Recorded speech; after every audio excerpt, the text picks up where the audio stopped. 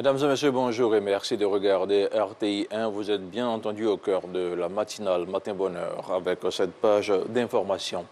Le président de la République, Alassane Ouattara, a pris part hier jeudi à Bruxelles aux côtés de plusieurs de ses homologues africains et européens à la cérémonie d'ouverture du 6e sommet ordinaire Union africaine-Union européenne.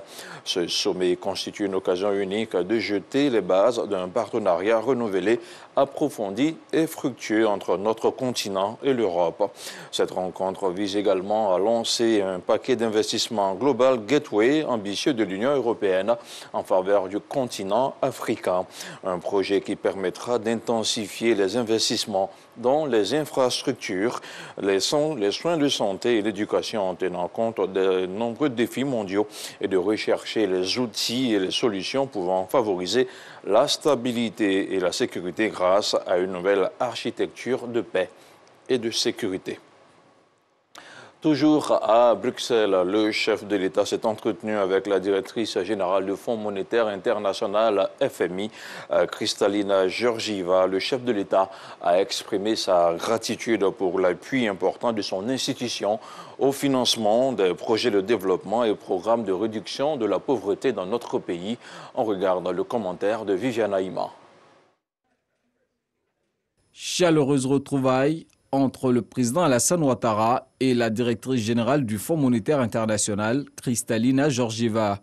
Des retrouvailles à la hauteur de la dynamique coopération qu'entretiennent la Côte d'Ivoire et le FMI sur le plan économique, coopération largement évoquée lors de cet entretien.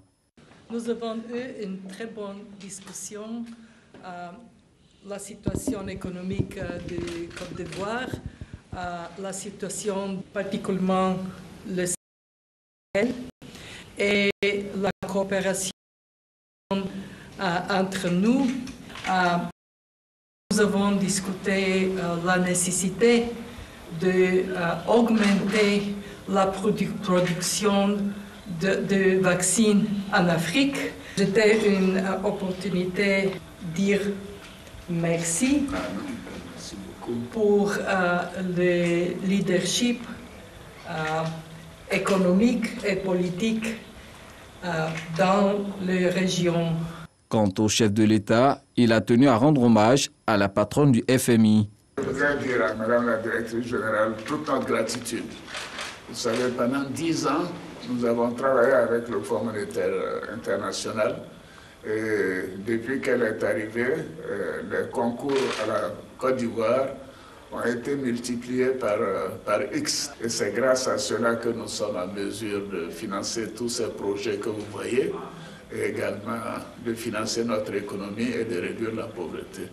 Au terme d'une mission virtuelle effectuée à Abidjan du 25 janvier au 3 février dernier, le FMI avait attesté de la résilience de l'économie ivoirienne face à la pandémie de Covid-19. C'était plutôt le récit de Mahama Traoré, profitant de sa présence en Belgique. La première dame de Côte d'Ivoire, Mme Dominique Ouattara, a visité l'hôpital universitaire des enfants Reine Fabiola de Bruxelles. L'Institut est spécialisé dans la prise en charge des soins pédiatriques de la naissance à l'adolescence. Il s'est agi pour la première dame de s'imprégner de l'expérience de cet hôpital en vue d'une future collaboration avec l'hôpital mère-enfant de Bingerville. On regarde le compte-rendu de Mahama Traoré. L'hôpital universitaire des enfants Reine Fabiola de Bruxelles existe depuis 1986 avec une capacité d'accueil de 183 lits. 40 000 patients, principalement des enfants, y sont traités chaque année. Cette vocation, similaire à celle de l'hôpital mère-enfant de Bingerville en Côte d'Ivoire, est à l'origine de la visite effectuée ce mercredi par la première dame dans cet établissement bruxellois. Une sorte d'immersion pour Dominique Ouattara afin de s'imprégner des meilleures pratiques médicales qu'expérimente cet hôpital depuis plus de 30 ans dans le traitement des pathologies liées aux enfants. On a un peu un enjeu commun, c'est celui de mettre vraiment, de donner toute la place à l'enfant, que l'enfant soit au cœur des soins qu'on lui prodigue. Et c'est un petit peu l'objet même et l'objectif d'un hôpital d'enfants. C'était une visite très enrichissante. On a pu échanger sur nos différents modèles de fonctionnement pour construire un futur partenariat. C'était très enrichissant. La fondatrice de l'hôpital Mère-Enfant de Bingerville repart enrichie de cette visite. Je viens de visiter donc l'hôpital La Reine Fabiola, qui est un hôpital spécialement destiné aux enfants.